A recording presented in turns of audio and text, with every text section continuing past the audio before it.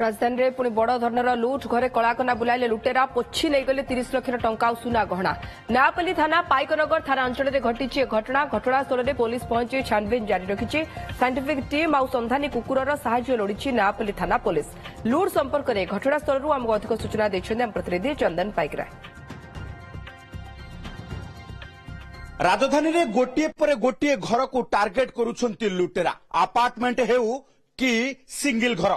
लुटेरा रेकी करुछंती एवं गोटिए पर गोटिए घर को टार्गेट करी फुर्सत रे लुटुछंती। राजधानी रो ए घर भीतर जो दृश्य आमे देखौचु ए घर होउची नयापल्ली थाना अंतर्गत पाइक नगर रे थिबा एक घर जेउठी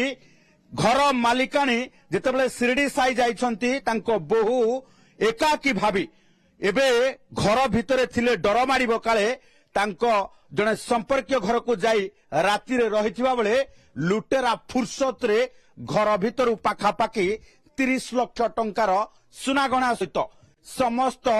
दामी जिनस लुटि नै जाइछंती। तेबे घटना जानिबा परे नयापल्ली थाना पुलिस घटनास्थल रे पहुंची साइंटिफिक टीम सहायता रे तदंत आरंभ करिछि। चिराचरित ढंगरे पुलिस मामला रुजु करिछि तदंत आरंभ करिछि किंतु लुटेरांकर टेर पाई पारि नाही। आपण देखुथिबा ये प्रत्येकटी सुना गहना बॉक्स को टिके नजर पकांतु आ सुना गहना बॉक्स को नजर पकेवा सहित ए इमिटेशन गहना ऊपर टिके नजर पके नियंतु कारण आमे एथि पई आपण को देखौचु जे गोटिए पटे सुना गहना बॉक्स रे थिबा प्रत्येकटी सुना गहना जेतेबेले लुटेरा लुटि नै जाईची सेतेबेले गोटिए परे गोटिए इमिटेशन को छाड़ी चली जाइछंती। एठी प्रश्न उठुची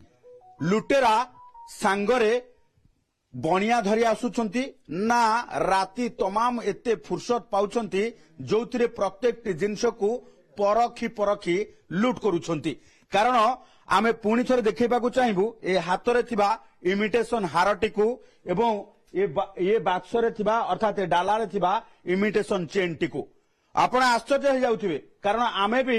ये चेन को देखिबा परे हठात भाबितलु लुटेरा केमिति छाड़ी चली गला एते मोटार सुना चेन किंतु वास्तव रे ये होची इमिटेशन अर्थात लुटेरा फुल फुर्सत रे घरे पसुचंती एवं लूटपाट करबा सहित फुल फुर्सत रे घर बाहरी जाउचंती।